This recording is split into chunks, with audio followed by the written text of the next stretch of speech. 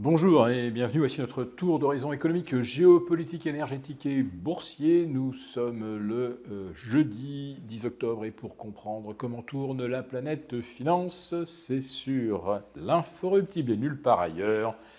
Et la thématique du jour, ce sera « Les marchés ne veulent pas l'entendre ».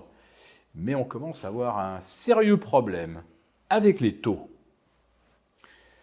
Quand on voit Wall Street aligner les records absolus, et hier soir, on a eu un nouveau doublé pour le S&P 500 au-delà des 5770 points.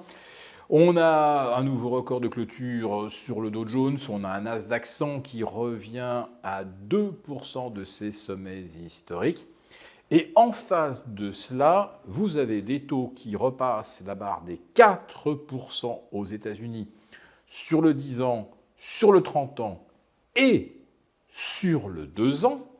Et le 2 ans, il vient de rajouter 35 points de base en 3 semaines. C'est quand même pas rien. Et en Europe, là aussi, seuil symbolique des 3% refranchi pour nos OAT. On est au-delà de 3,04, 3,05, avec un écart de rendement de toujours environ 80 points par rapport au Bund allemand, avec un écart également de maintenant 3-4 points par rapport au Bonos espagnol à 10 ans.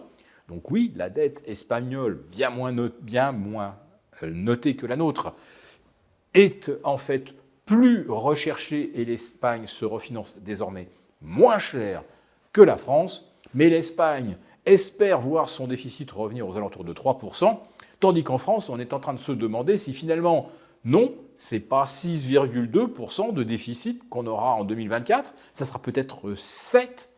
Et là, quand vous comparez ces 7% aux 3,7% que nous avait promis, en tout cas ce qui figurait dans le projet de budget 2024, nous vous le rappelons, qui nous a été imposé à coup de 49,3. Bon, ce qui a évité qu'on discute évidemment de certains aspects de ce budget, notamment les recettes fiscales ou les hypothèses de croissance. Bon, en fait, maintenant, être à 5 par rapport aux 7, aux 3,7, ça c'était les prévisions du mois de mars, je crois, c'était déjà pas glorieux. Arriver à 6,2, ça devient une catastrophe. Au-delà de 7, on doit évidemment se poser la question de savoir si ce budget 2024 n'a pas été totalement bidonné. Et on ne va pas dire que c'est parce qu'il y avait une nouvelle équipe à Bercy et qu'ils n'avaient pas pris leur marque, puisque c'était les mêmes depuis 7 ans, notamment Bruno Le Maire. Et toute son équipe que M. Armand a chaleureusement félicité pour son efficacité, puisque c'est effectivement cette équipe qui a concocté le budget 2024 et qui a surestimé les recettes fiscales, surestimé la croissance, oublié de prélever des taxes, par exemple, sur les fournisseurs d'énergie alternative qui avaient des méga profits. Cette taxe n'a pas été mise en œuvre ou pas bien. En tout cas, il a manqué à la sortie près de 11 milliards sur le prévisionnel. Bref, on se retrouve dans une véritable panade budgétaire avec forcément à la sortie des mesures qui vont non seulement être qualifié d'austérité, parce que c'est bien le cas, mais qui va nous envoyer droit dans le mur de la récession en 2025, ce qui fait que là encore, le budget sera bâti sur des hypothèses de croissance qui, à mon avis, ne se réaliseront pas. Et de ce fait, les agences de notation, ce coup-ci, elles ne vont pas nous faire le cadeau de maintenir notre note. C'est exactement ce que je voulais dire dans le titre, c'est que notre problème de taux aujourd'hui, c'est que avec un abaissement de la notation qui nous pend au nez pour le mois de novembre, notre dette française va probablement nous coûter beaucoup plus cher. Enfin, le refinancement de cette dette. On est à 80 points d'écart par rapport au Bund. Il ne faudrait pas exclure de se retrouver à 100 ou 110 d'ici le milieu de l'automne. Et si donc on doit se refinancer plus cher, alors les 5-10 milliards que va nous coûter en plus le refinancement de notre dette, ça va se rajouter au déficit de 2025. Donc, ça sera encore plus difficile de tenir les objectifs 2025 si, par ailleurs, on a une notation dégradée qui fait que notre dette nous coûte plus cher.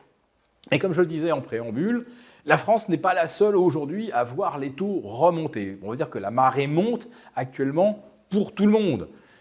Le problème, c'est qu'elle risque à un moment de rebaisser, sauf pour la dette française, pour les raisons que je vous ai exposées. Quant aux États-Unis, comment Wall Street peut-il aligner des records alors qu'on retrouve maintenant les taux à 2 ans, mais également à 10 ans et à 30 ans sur les pires niveaux qu'on ait observés depuis le 31 juillet dernier? Et le 31 juillet dernier, qu'est-ce qui se passait dans la tête des investisseurs? Eh bien, on était déjà dans l'anticipation de la réunion de Jackson Hole qui allait confirmer, et ce fut le cas, que la Fed allait entamer son cycle de baisse de taux au mois de septembre. Donc, en fait, tout le gain, tout l'avantage qu'on a tiré de cette folle espérance d'une baisse de taux, qui a été de 50 points, eh bien, se trouve aujourd'hui complètement invalidé. Les taux, oui, ont bien été réduits de 50 points, mais on est revenu exactement, quasiment à la case départ, au 31 juillet dernier. Comment les indices boursiers peuvent-ils alors battre encore des records, ce qui a été le cas du S&P, le Dow Jones, comme je l'ai expliqué.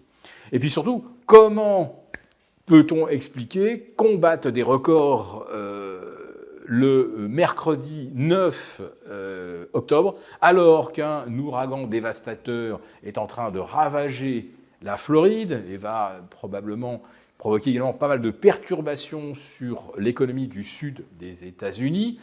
On a de nouvelles promesses de guerre au Proche-Orient puisque le ministre des Finances a promis qu'Israël s'étendrait de Jérusalem à Damas, à Bagdad et pourquoi pas même Istanbul. Donc on a un contexte géopolitique qui s'envenime et vous avez en plus de ça ces taux d'intérêt qui montent et pourtant on bat des records. Là, avouez qu'on touche au sublime, c'est ça la magie des élections américaines parce qu'évidemment ce comportement de marché américain, il faut le relier à la perspective des présidentielles et à la nécessité de maintenir Wall Street en lévitation pour avantager, bien sûr, le camp démocrate.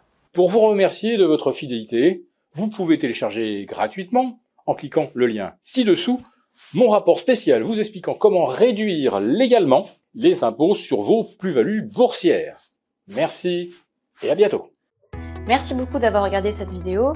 N'hésitez pas à réagir dans les commentaires ou à liker et partager cette vidéo si le contenu vous a plu. Et pour ne rater aucune de nos prochaines émissions, vous pouvez vous abonner à notre chaîne et activer les notifications. Et pour plus de contenu, n'oubliez pas que le dernier rapport rédigé par nos experts est accessible en cliquant sur le lien de description. On se retrouve tout de suite dans les commentaires et je vous dis à très bientôt pour une prochaine vidéo.